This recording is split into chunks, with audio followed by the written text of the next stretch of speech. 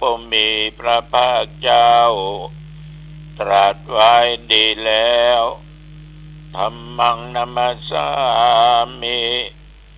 ข้าพเจ้านมัสการพระธรรมกราบพระธรรมสุปฏิปันโนภควโตสาวกสังโฆพระสงฆ์สาวกของพระผู้มีพระภาคเจ้าปฏิบัติดีแล้วสังฆังนัมมามิข้าพเจ้านอบน้อมพระสงฆ์กราบพระสงฆ์นะโมตัสสะภะคะวะโตขอนอบน้อมแด่พระผู้มีพระภาคเจ้าพระองค์นั้นอะระหะโตซึ่งเป็นผู้ไกลจากกิเลสสัมมาสัมพุทธัสสะตรัสรู้ชอบได้โดยพระองค์เองนะโมตัสสะภะคะวะโตขอนอบน้อมแด่พระผู้มีพระภาคเจ้าพระองค์นั้นอะระหะโตซึ่งเป็นผู้ไกลจากกิเลสสัมมาสัมพุทธัสสะตรัสรู้ชอบได้โดยพระองค์เองนะโมตัสสะภะคะวะโตขอนอบน้อมแด่พระผู้มีพระภาคเจ้าพระองค์นั้นอะระหะโตซึ่งเป็นผู้ไกลจากกิเลสสัมมาสัมพุทธัสสะตรัสรู้ชอบได้โดยพระองค์เองนะโมตัสสะภะคะวะโตขอนอบน้อมแด่พระผู้มีพระภาคเจ้าพระองค์นั้นอะระหะโตซึ่งเป็นผู้ไกลจากกิเลสสัมมาสัมพุทธัสสะตรัสรู้ชอบได้โดยพระองค์เองพุทธังสรณังคัจฉามิธัมมังสรณังคัจฉามิสังฆังสรณังคัจฉามิทุติยัมปิพุทธังสรณังคัจฉามิทุติยัมปิธัมมังสรณังคัจฉามิทุติยัมปิสังฆังสรณังคัจฉามิตติยัมปิพุทธังสรณังคัจฉามิตติยัมปิธัมมังสรณังคัจฉามิตติยัมปิสังฆังสรณังคัจฉามิยะโตอังภาคิเน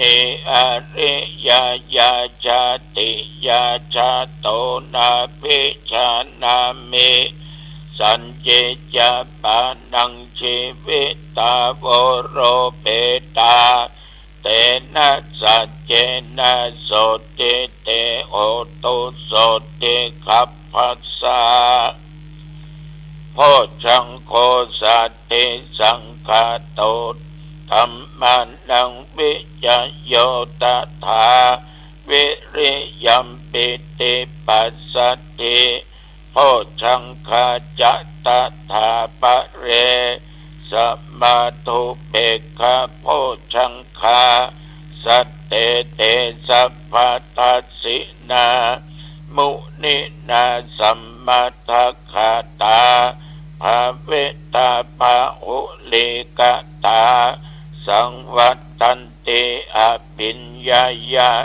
นิพพานายะจะโพธิยาเอเตนะสัจจะวัชเชนะโสติเตโหตุสัพพทาเอกัสสะมิงสัมมะเยนะโตโมคคัลลานัญจกัสสะปังเก กิลาเนตุกิเตติสวาโพชังเกสัตตะเทสะเยเตจะตังอภินันติตวาโรคามุตจิงสุตังคะเนเอเตนะสัจจะบัจเจนะโสติเตโหตุสัพพะทาเอกทาธรรมราชาปิเกลัญเยนะปิปิริโตยุนทะเทเลนะตัญเยวะพนาเปตวานะสาทารังสัมโพธิตวาจะอาภาธาตัมหาวุฒาสิทานะโสเอเตนะสัจจะวัชเชนะโสติเตโหตุสัพพะทาปะหินาเตจะอาภาธาตินนันนัมปิวะเยสินังมัคคะอัตตะกิเลสาวะปัตตานุปติธัมมะตังเอเตนะสัจจะวัชเชนะโสติเตโหตุสัพพะทาภวตุสัพพะมังคะลังรักขันตุสัพพะเทวตาสัพพะพุทธานุภาเวนะสัทธาโสติภวันตุเตภวตุสัพพะมังคะลังรักขันตุสัพพะเทวตาสัพพะธัมมานุภาเวนะสัทธาโสติภวันตุเตภวตุสัพพะมังคะลังรักขันตุสัพพะเทวตาสัพพะสังฆานุภาเวนะสัทธาโสติภวันตุเตขอถวายพระพร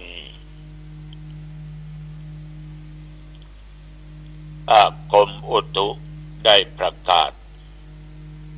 บอกว่านับตั้งแต่เมื่อตะวันว่ามาลอดจนถึงตึงวันนี้เวลานี้แถวบริเวณวัดหนองตองและใกล้เคียงวัดหนองตองไม่มีฝนตกแม้แต่หยดเดียวลมก็อยู่ตามปกติดีแต่ว่าอากาศร้อนอบอ้าวอุณหภูมิปัจจุบัน25 องศาพ่อแม่พี่น้องศรัทธาญาติโยมท่านผู้ฟังทั้งหลายแต่ว่าอาตมาภาพตื่นเช้ามาก็ไหว้พระสวดมนต์นั่งสมาธิแล้วก็นำญาติโยมไหว้พระสวดมนต์โดยฉบับย่อเพื่อถวายเป็นพระราชกุศลพระพรชัยมงคลแด่สมเด็จพระเจ้าลูกเธอเจ้าฟ้าพัชรกิติยาภาจนได้เรียกว่าน้องได้นำเอานม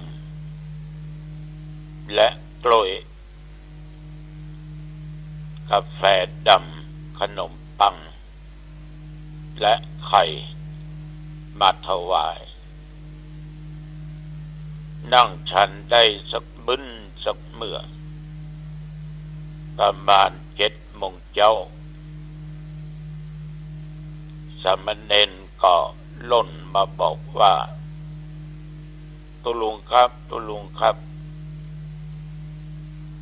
ท่านฤทธิ์ตายละ แต่มาก็ได้แต่ไข้หัวและยิ้มคือตัวเจ้าตนเนี้ยญาติโยมเป็นบวชมาเมินละตั้งแต่เป็นเน้นจนมาเป็นตุ เป็นตุเจ้าก็ได้อยู่28 พรรษาเป็นเณรก็ได้6-7 พรรษาด้วยกันก็เปิ้นก็ไปอยู่หลายที่หลายต่างบอกว่าจะเป็นที่ดังเชียงไฮ้ดังหางดงแล้วก็ไปอยู่หลายวัดในที่สุดมาอยู่ที่อำเภอเชียงดาวตำบลแม่นะบ้านแม่แมะเพิ่นก็สบายมาได้หลายปีเป็นโรคไตจะต้องลงจากเชียงดาวมาฟอกไตเป็นประจำอาทิตย์ละ3 ครั้งอาตมาก็รับทราบข่าวดูก็อินดูบอกโยมแม่เพิ่นว่าบอกกับตุเจ้าปิ๊กมาอยู่วัดเอาเถอะการไปมาโรงพยาบาลก็ใกล้น้อยไม่ต้องลำบากเพิ่นก็มาเมื่อก่อนเข้าพรรษาปีแล้วก็เรียกว่ามาอยู่ตัวนี้ได้ปีกว่าก็เข้าออกงงยาอยู่ตลอดเวลาก็ช่วยกันดูแลอุปถัมภ์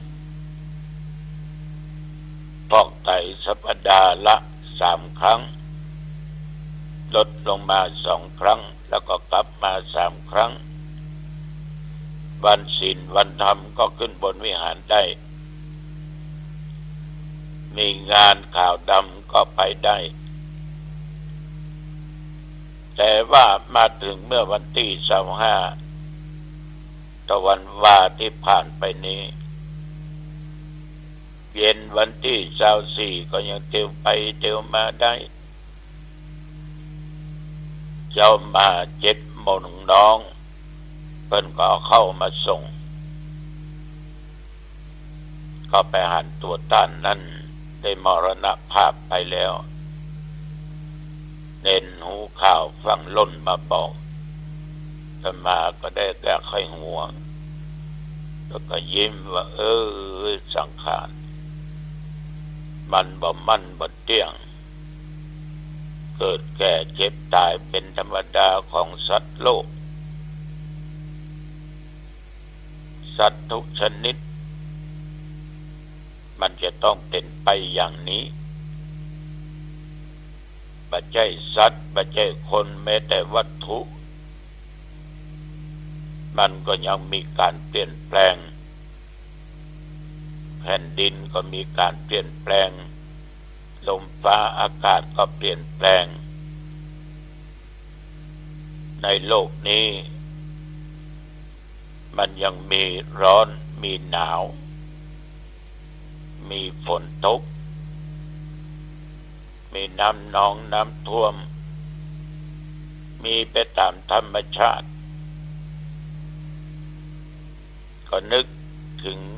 เรื่องของความบัดเที่ยงแท้แน่นอนก็เลยปล่อยวางปล่งวางเพราะเฮาหูอยู่แล้วญาติโยม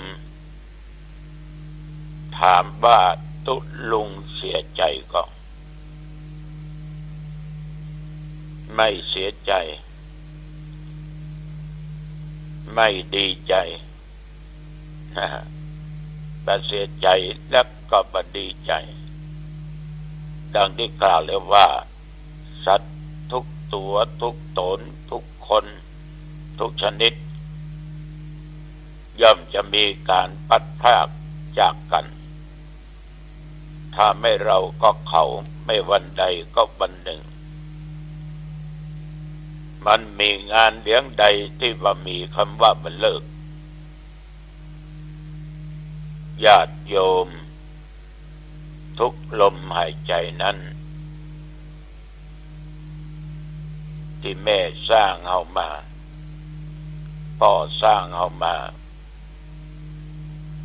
บางครั้งบางคนลูกตายก่อนพ่อก่อนแม่ผัวตายก่อนเมียเมียตายก่อนผัวอ้ายตายก่อนน้องน้องตายก่อนอ้ายก่อนพี่ศรัทธาจากตุเจ้าจากศรัทธามันถึงห้ามบ่ได้ฉะนั้นดังที่อาตมาเคยบอกญาติโยมว่าเวลามันบอกนาทีคือนาฬิกาขอโทษบอกเวลาเข้าหูอย่างเวลาขณะนี้5:19 เข้าหูแต่เวลานั้นหรือนาฬิกานั้นบ่เคยบอกเวลาว่าเราจะตายเมื่อใดตัวเนี้ยเป็นสิ่งที่สำคัญถึงเราตั้งตัวตั้งตนอยู่ในความประมาทสิ่งใดดีก็รีบทำในสิ่งเหล่านั้นเมื่อถึงเวลาญาติโยมก็พากันมาช่วยกันปัดช่วยกันกวาดช่วยกันจัดสถานที่ตุเจ้าเขาเน้นเขาญาติโยมก็ชำระร่างกายท่านทำความสะอาดนุ่งห่มผ้าขาดเป็นปริมณฑลเรียบร้อยก็พากันนำมาสู่ศาลาที่ตั้งบำเพ็ญบุญบ่ายโมงก็มีการรดน้ำตามประเพณีก็มีครูบาอาจารย์ตุเจ้าและประการสำคัญในเขตตำบลหนองตองญาติโยมมารดน้ำแล้วก็ได้สวดได้ถอนได้บังสกุลเป็นที่เรียบร้อยก็อาตมาเองได้ประกาศจะตั้งศพบำเพ็ญกุศลคือตั้งแต่ตะวา25เดี๋ยวมาวันที่26คืนนี้วันที่27ปิด28 29หยุดแต่ใครจะมาทำบุญก็มาได้แต่ว่าศาสนพิธีฟังเทศน์ฟังสวดหยุดไปเลี้ยงเข้ากันก็จะไปเปิดทำบุญวันที่วันที่30และวันที่วันที่2ก็จะประชุมเพลิงสาเหตุที่ทำอย่างนี้นั้นสิ่งใดควรสิ่งใดบ่ควรเพราะวัดเหนือวัดใต้เปิ้นตานโกยสลากันอีกประการสำคัญท่านสวัสดิเจ้าองค์ที่เสียไปนั้นก็มีทรัพย์สมบัติใดๆทั้งสิ้นยาตัวทางครอบครัวก็อาจจะขัดสนก็เจ้าอาวาสอย่างอาตมาภาพต้องรับผิดชอบในการกระทำบุญในครั้งนี้ร่วมกับญาติกับโยมผู้ใจบุญก็พอดีมีท่านพระครูเจ้าอาวาสวัดศาลาได้บริจาคลงศพหรือว่าหีบที่มาบรรจุสรีระร่างกายของท่านมีแต่พระครูบัณฑิตธรรมพรรองเจ้าคณะอำเภอแม่ริมวัดคอนตาลศักดิ์สิทธิ์ สาธุเจ้าครูบาหนุ่มวัดหนองบัวรับปราสาท1 หลังค่าปราสาทกับลงศพเนี่ยตกอยู่ประมาณ 50,000 บาทเขาก็ถามว่าทุลุงจะเอาอย่างใดก็ได้กู มันก็ถึงจะถูกพระเพลิงไฟเผาไหม้ไปแต่เรื่องกินเรื่องทานก็จักนิมนต์ตุเจ้าพระเนนประมาณ40 กว่ารูปไปจะร่วมกองบุญกับตุลุงก็ได้เนอะเป็นเจ้าภาพด้วยกันนะเป็นเจ้าภาพด้วยกันญาติโยมจะเผาวันที่ 2 เดือนตุลาคมฉันเพลเรียบร้อยเลี้ยงเข้าปางอาหารเรียบร้อยเคลื่อนปราสาทไปสู่สุสานบ้านหนองตองเพื่อประชุมเพลิงอายุท่านได้48 ปีภาษาเป็นทุเจ้าก็ได้28 ภาษาเนี้ยยังทันพ้นสักคำก็เป็นเรื่องธรรมดาเนาะญาติโยมเนาะฉะนั้นเมื่อมีชีวิตอยู่ก็รีบสร้างแต่คุณงามความดีอย่าไปประมาทและธรรมาภาพก็ต้องขออนุโมทนาขอบใจต่อญาติต่อโยมที่มีน้ำจิตน้ำใจได้ช่วยเสริมสร้างบารมีธรรมบริจาคปัจจัย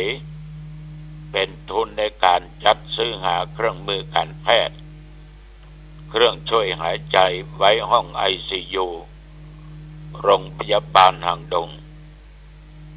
อันนี้ก็เพื่อเป็นการช่วยชีวิตเพื่อนมนุษย์ด้วยกันจะมาได้สอบถามโยมหมอเขาเอามาทดลองดูใจดูส่องเตียงช่วยชีวิตคนไปได้จะเป็น10 กว่าคนละแล้วก็จะทยอยเอามายังแปะเปิ้นอยู่ก็ได้กำลังอกกำลังใจจากญาติจากโยมผู้มีจิตใจเป็นบุญกุศลอันยิ่งใหญ่ช่วยชีวิตเพื่อนมนุษย์ด้วยกันต้องขออนุโมทนาต่อโยมแม่คำแปงจุมปาลีลูกเต้าคุณวินัยคุณพจน์ก่อนนิสาอันนี้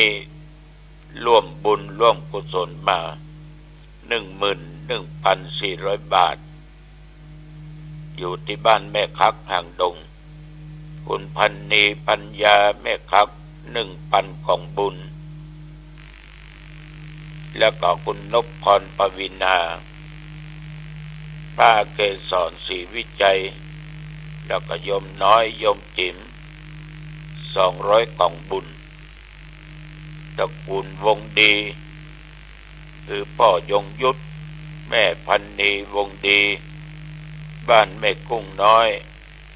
200 กล่องบุญยมมาลัย